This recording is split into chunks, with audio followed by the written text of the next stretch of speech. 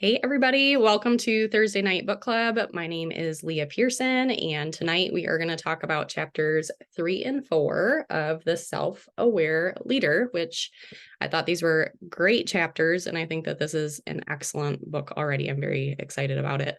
And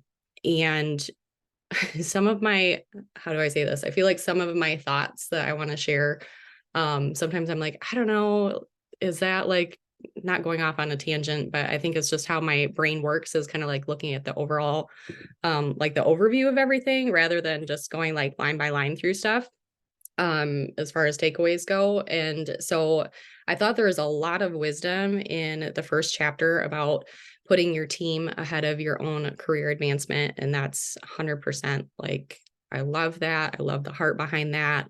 I think that's biblical. Lots of wisdom there, but what I wanted to start out with, the first few things that I wanted to say, this chapter is not saying, do not do your IPA, just take care of your team. Like, it's not saying that. It's not saying go into management mode and just pour all of your time into your leaders. It's not saying stop working your own business. And I felt like I just needed to clarify that because I think you can always like take something and maybe swing it the wrong way sometimes too, you know? And I think that that is a common pitfall that sometimes people do fall into, especially if they have developed some leaders on their team. Maybe not as much so if you don't have leaders yet, but it's something to think about. And I think that's something that we do see in people's businesses is they take their foot off the gas and they kind of gather their chicks and put them under their wings and try to keep everything at peace and hope that it stays afloat. And really, that's not an abundance mindset, and that's not going to produce growth within your organization. In our business, I think it's very important to remember. I 100% agree with everything that he was saying, but I think it's super important to remember that you need to be out front leading the way and doing the things. You must be modeling it. So I think in some of his other books, John Maxwell's talked about this, where your team will only do maybe, I think he said like 50% of what you're doing. And then like if that goes down the line. So if my level ones are doing 50% of what I'm doing, then my level twos are only doing 50% of what my level ones are doing. And that kind of trickles off. Right. And so if I'm only working if I'm working 6 hours a day, maybe my level ones are working 3, and then it goes down from there. And are they actually all in with their business? Or if I'm consistently, for instance, going live in my stories every single day, are they might be only doing it like half the amount of time or whatever it is to move your needle forward, right? If I'm hosting events, and I've got the goal of doing it at least one per week, maybe they're just doing 1 or 2 per month. So it's really important to remember the speed of the leader is the speed of the pack, and you need to be doing the things and winning out front. And I 100% agree with what he said in this chapter about valuing your team and helping them succeed. But part of being a leader is showing them by example and doing the things scared and growing yourself, which he touched on a bit in chapter 4, about making sure that you're growing. And we'll kind of talk about that a little bit more. But a good leader needs both. A good leader needs that connection with their team and empowering them. But at the end of the day, your name is on your paycheck. And you need to make sure that you're not asking someone else to do things that you're not doing or you're not willing to do. You have to be doing the things too. So anytime, how that applies for me, even as a Jewel, anytime I ask my team to send their goals, I'm always in my chat with Jamie and I'm checking in and I'm sharing my goals too, because I'm never going to ask them to do something that I'm not going to do, or whatever it is. That's integrity. And your team is not going to trust you, and you're not going to have that connection and that relationship if you aren't doing the things and walking the walk too. So if you tell them to post and you don't, like, are they going to post, whatever. So I think that's why it's such a good foundation early on, excuse me, to be intentional about laying those solid foundational habits of your systems, your IPA, stuff like that, getting disciplined and in a rhythm early on, right away, being very serious about that, because you have to, right from the get-go, have ownership of your business and have that figured out so that you can pour into your team. And it's more just like natural and easy to whip out your IPA so that you can go serve. I'm not saying you have to have it all figured out to recruit people necessarily. If you're brand new and then you bring in someone brand new, you guys can work on it together and figure it out together. But I think it's good to really have that mindset of, I need to make sure that I have my act together. I'm owning my business, and then I can pour into my people too. Also, I wanted to add, if you want an excellent book that expands on this more, The Leader's Greatest Return is a phenomenal resource, especially if you are a climber leader. I could resonate with some of that. I think that honestly, reading that book, that was my first book for book club for Plexus. Like, I came in as a brand new person, started with book club right away, and that was the very first book I read. And I think that set me up with a mindset of serving and empowering people right away. And I do think that's countercultural. I don't know if anyone else wants to say that in the chat. Like, do you feel like that is what leaders are doing in other organizations? Are they being the climber, or are they being that servant leader? I don't think I've encountered any servant leaders or non-climbers, outside of this, to be honest. And I've worked in ministry settings even. So I think that was really important and empowered me. And I think, how am I doing on time here? One thing that I'll say really quick too, I really liked his story about sharing the resources with the other churches. I don't remember what page that was on. And right away, he was talking about how that's an abundance mindset, is being willing to share your resources. And right away, I thought of One Plexus, and that is something that we do already. And I love that. And I just wanted to encourage anybody who is maybe new on here, or you're not sharing your resources. I think early on in my business, I felt really weird about sharing resources, and I definitely held back on that. And I think Jamie had to like kick me and kick me, kick me. Whether it's like doing videos on the team page or inviting people to events or whatever. And as I sat on that, I know that it boiled down to like a fear of man and feeling like I'm a type 8, so I don't want to be vulnerable. So I didn't want to have the answers or have it right. Right. And I was just always kind of second guessing myself and thinking, I don't have anything insightful to say. So I just want to encourage you, if you feel that, or if you're not contributing to the team, I want you to know that if I could go back in my business, I think that for sure is one thing that I would change. I would go back and I would do more videos on the team page right away, because it'd get me out of my comfort zone and help me grow too. I'd speak up with my ideas on book club, because I remember I would attend book club for a long time and I would not talk. And now I have to lead it, darn it. And Jamie would be like, are you going to share? And I'm like, I've got ideas, but I just I didn't think anybody would value my ideas. And I think that I just want you to know this is a safe place where we do value your input. And I think that, I didn't work in empowering spaces before. I was kind of told to sit down and be quiet, because I think I was under a lot of the climber leaders or insecure leaders. So it was definitely a shift for me to come into this, but I want you to know that you are empowered to speak. And if you do hesitate to share more on the team page or speak up, you need to go for it, because the more you give, the more you're going to receive. So you will be given more wisdom, more resources, and then you'll be able to pour out more. So keep filling up and keep pouring out, and then you're going to continue to grow as a leader. That's going to be huge for your growth, which leads me into chapter 4, where he was talking about growing as a leader and how important that is. On page 149, he was talking about the importance of continuing to grow, because then good leaders are going to stick around in your organization.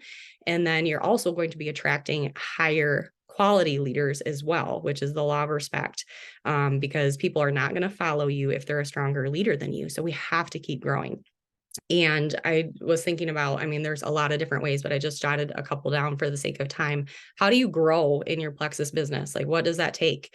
It's really good to be doing personal growth and to be watching videos and doing podcasts and reading this book. If you're not reading this book, but you're reading 5 others, you need to make this one a priority first, because this is what we're doing as a team, and we're expounding on it and we're applying it. So make sure that you're bringing in all of that personal growth. That's huge, but then you have to apply it too. And that's kind of why I feel like sometimes I kind of go off, like I said, on these tangents on book club. Like, I'm thinking about how can I apply this? And I want to convey that. I think also a way to grow is just to consistently do things that are uncomfortable for you. I made it a goal for myself. I remember at one point, because I didn't like doing videos. I made myself at least bi-weekly do a video on the team page. I don't think I ever told Jamie that, but I just put it in my calendar, and every Wednesday I was going to do a video. And if I didn't know what I was going to do, I just figured it out and I found something to talk about. But just consistently do things that are uncomfortable. If you feel fear in an area, you just need to lean into it and do it. And I think also, if you want to grow, you've got to set some goals with your upline, and then you have to have them hold you accountable, or be willing to be held accountable. I should say you need to hold yourself accountable, but you need to be willing, like if they're bringing things up, you need to be willing to, face that and be accountable to that. Those goals can include, anything from rank up to point growth or anything like that. But even like the last couple months, I set a goal for myself of getting one new business builder on the phone, like a business potential every single week. And I've been doing that, and I've had a ton more conversations going because of that. So it can be like an action goal like that too, running a messenger event every week. That's something my team's been doing and has went really well. But if you want to grow, you've got to be taking action. I think probably the most important thing is to take action, and that's what's going to cure fear and hesitation, and will always produce growth as the outcome, whether it's growth that you see within the metrics of your business, such as point growth or rank up, or it could just be growth of learning and then having to adjust and try again and getting better at it, which is also phenomenal and is in the end going to produce that growth that you're looking for. So, what else was I going to say here? So when you have customers or business builders that discontinue, because they were talking about, I don't really talk about the title of the chapter. I was going to look and see what it said. Look at yourself when people are quitting. I just kind of went into the growth thing. So I think it's important to always evaluate how you did do and what you can improve on. I think Jamie was talking to me about this, and I don't know if Jen's on here or not, but I think Jen has done that before, where she's almost like done a poll. Like if somebody's not super responsive, or maybe it's like one of her business builders fell off or something. So she's trying to connect with levels that are deeper, and she has not had a lot of interaction with them. She'll go and she'll do a poll. And Jen, maybe you can talk about that more, as far as, I think, like, were you happy with your products, or, just kind of trying to get a feel of where they were at. But I thought that the exit questionnaire was a great idea. And that's something that I wish I would have taken to heart and done when I had some business builders discontinue as well, or just been a little bit more thorough with that. So I think that's a good thing to have on your radar, because there are times where people will come in and they don't have the grit and they don't have the work ethic, and they're just not going to do it. But even if it is somebody like that, I still assess how I did. So even if I've had a couple people join where I'm just like, they just never actually took any steps forward, and I didn't see that they were going to go anywhere unless they decided to. And even with those exits, I still analyze, what did I do? So I think it's always good to make sure you're stewarding your people well and evaluating that. And just really quick, like checking your retention rates for your customers and everything too. Ask your sponsor if you need help with that. And also, I feel like I needed to say this with this chapter too.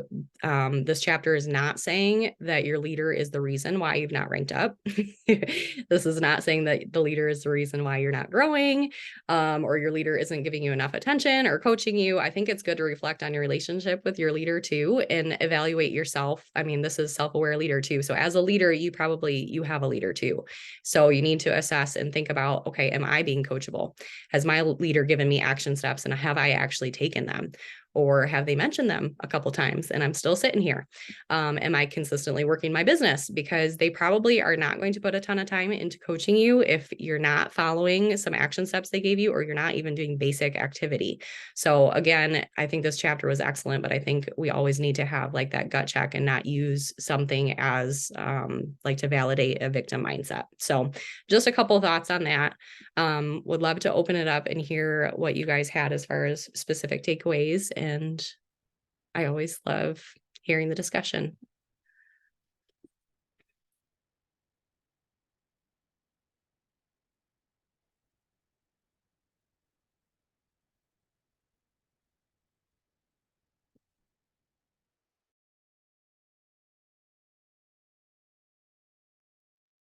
You kind of already touched on it a little bit there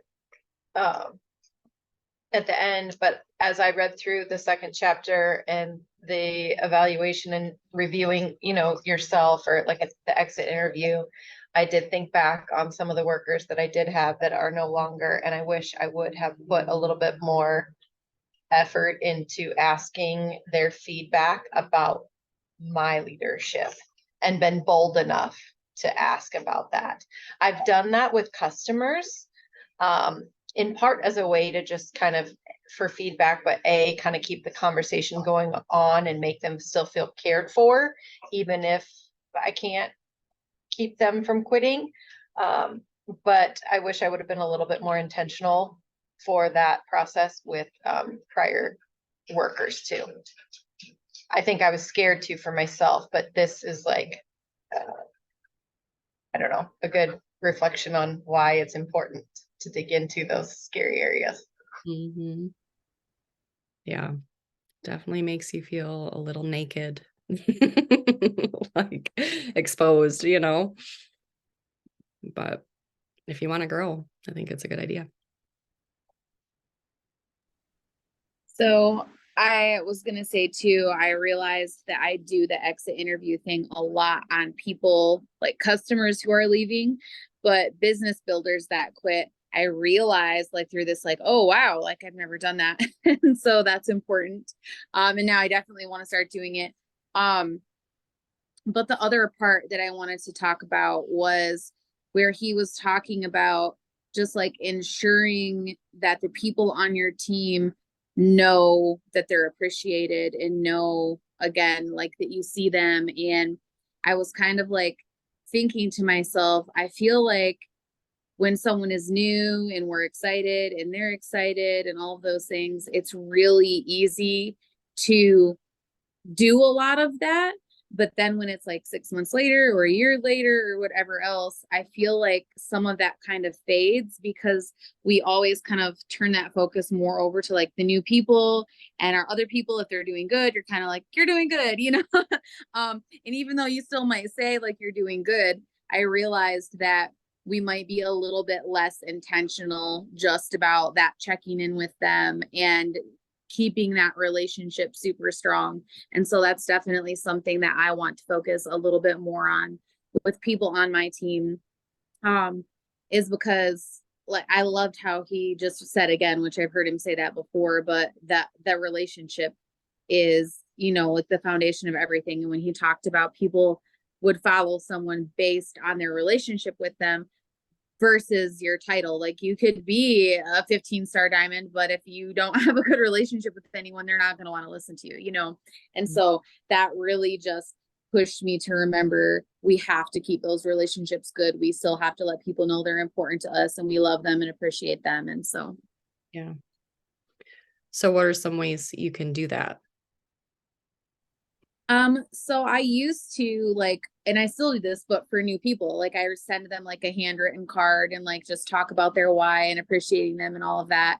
And then when they got to like 3 months in, I'll like send them another one, and then like around the holidays, like I sent, everyone a card, but I realized that I wasn't like super intentional about keeping that up. And so I think even something tiny like that, like just because you know how it is when you get unexpected mail, like everyone likes that, I feel like. So my thought was maybe I just need to like be more intentional about randomly just even a card that's just like, I just want you to know I appreciate you, because that's so much different than a text or, a popping in the three-way chat. Or I even thought, because you said to me the other day, just call. You were like, don't send a chat, don't this. You said just call.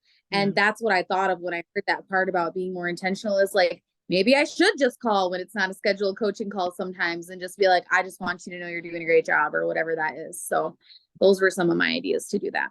Love that. I asked that because I'm like immediately, I don't know, my mind goes to like gifts, and you don't have to go spend a ton of money on your team necessarily, but even just calling out strengths in them and like congratulating them if they, if they get their 3 joins a month, like if they hit their goal or whatever, like I think that's huge to make sure that you're keeping those words of affirmation up. Thank you for sharing that.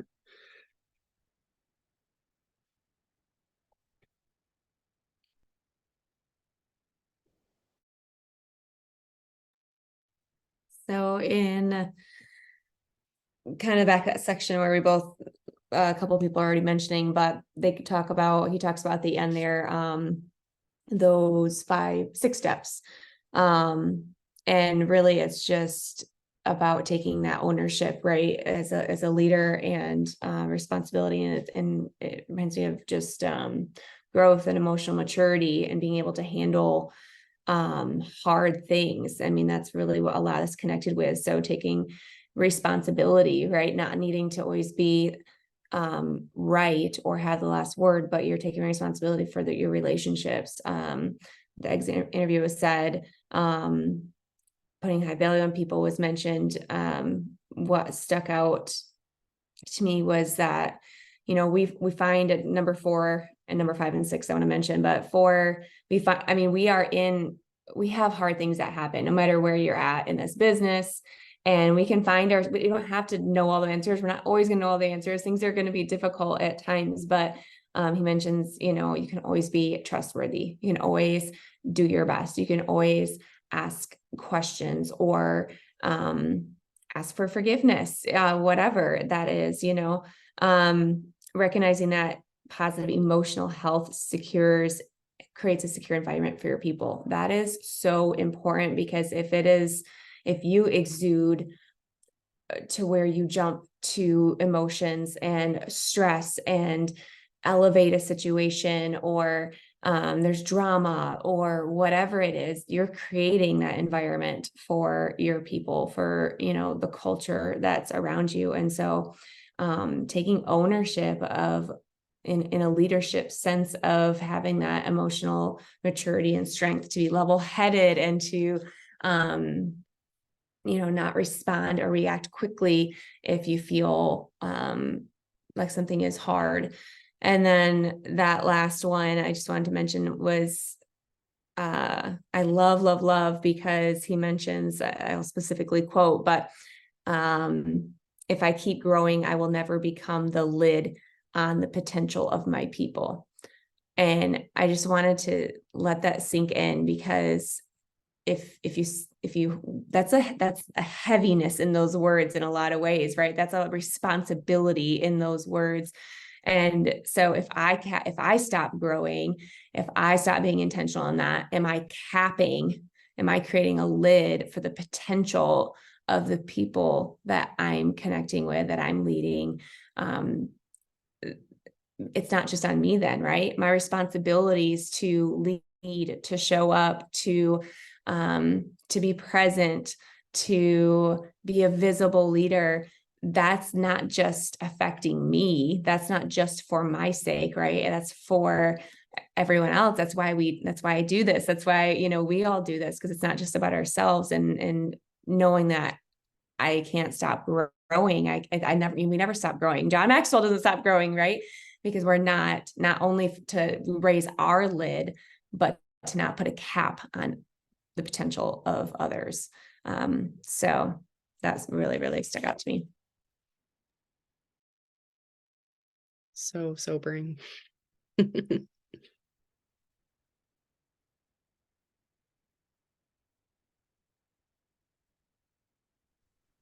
love that, Jessica.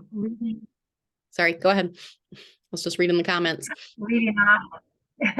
Leading off that, what you said is knowing to keep yourself learning, to keep yourself lost my words. It's just watching what your team is doing, and then just kind of know where to fit in, and then knowing as a leader. I know when I started, I was not a leader at all. I still don't feel as me as a leader, even though I get told me all the time. But just trying to navigate around some of that is can be difficult if you don't have the right frame of mind.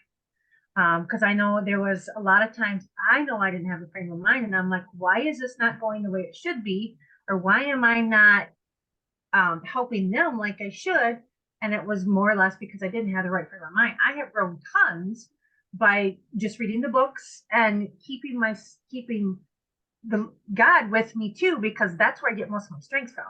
And I've had to learn that by basically being pushed.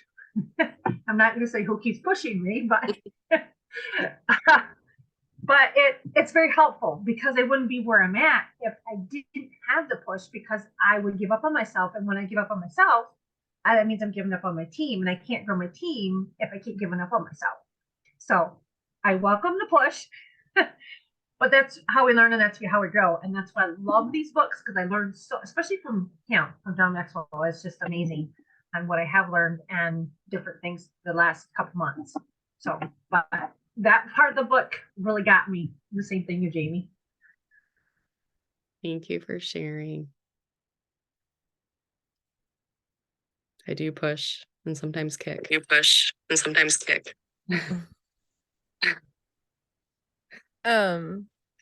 I was on page, let me make sure I'm in the right chapter. I read the wrong ones first, but I'm on 4 now. Okay. On chapter 4, where it said we can't consistently behave in a way that is inconsistent with our beliefs. So like, I'm always like, I was always asking like my sponsors, like, what should I say to these people that I'm trying to get to join me? And like, in reality, like we need to be consistent in who we are. And so that like, if we're pretending to be something else or anything like that, that's going to break that trust. And it's going to make it so that eventually they're going to see that's not who you truly are. And that breaks that trust that you're trying to build with the people that you're trying to get to follow you and to try to get to, you know, to lead them and things like that. So, I just found that like, because I see that in leaders, not necessarily in this business, but like other businesses of like, you know, you have this idea of who they are, and then eventually you kind of like lose that trust because you thought that's who they were because they put on this show. And then, you know, no matter how much they try, like once that trust is broken, it is so hard to believe in them again. So I just think that being consistent in who you are and your beliefs is just very important too. That's really good. I think that like there's a time and place for that, right? Right. Like if you're just starting out to you know, ask for like what should I say to this person? Like if you're brand new, yes, ask those questions, you know, but then I think it turns into like I'm thinking about the leader in that situation too. And I think I've gotten better at this. I don't know if I did this early on with you, Canada, but like rather than giving you an answer, like what do you think you should say? And like help them formulate that rather than like spoon feeding them once they kind of gotten over the hump and they're starting to figure things out, you know. So empowering them is a really big deal. Thank you for sharing.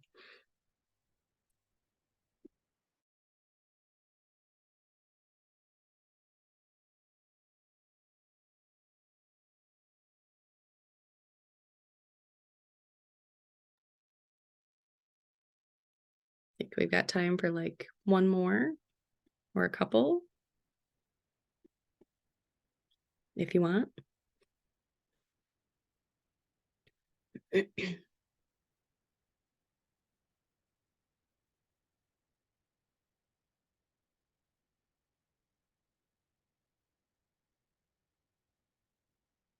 Yes, no.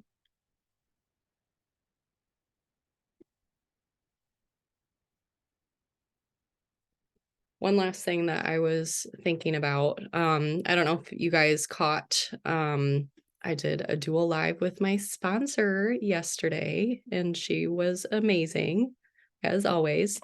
But one thing that she said, and one thing that I think she models from the top, and I hope that continues to trickle down, is it's not about the money and about the success. It's about the impact. Like she says that all the time. And I think that's modeled from like the leaders of Plexus too. And that's exactly what I thought of on page 139, right at the top, where he said success is fleeting, but relationships are lasting. And I mean, I think a lot of times when we think about relationships, we're thinking about like our business builders, because that's who we grow closest with, you know, but even just how you're impacting your customers with your kindness and serving them, like that's such a big deal. I've led a couple of people to the Lord through talking to them about Plexus. So like there's kingdom impact to be had too. And I think that's just a really good lens to focus on in your business. You know, it's about that impact in those relationships. So we will end there. Thank you guys for joining us, and we'll see you next week for 5 and 6, right? So see you then.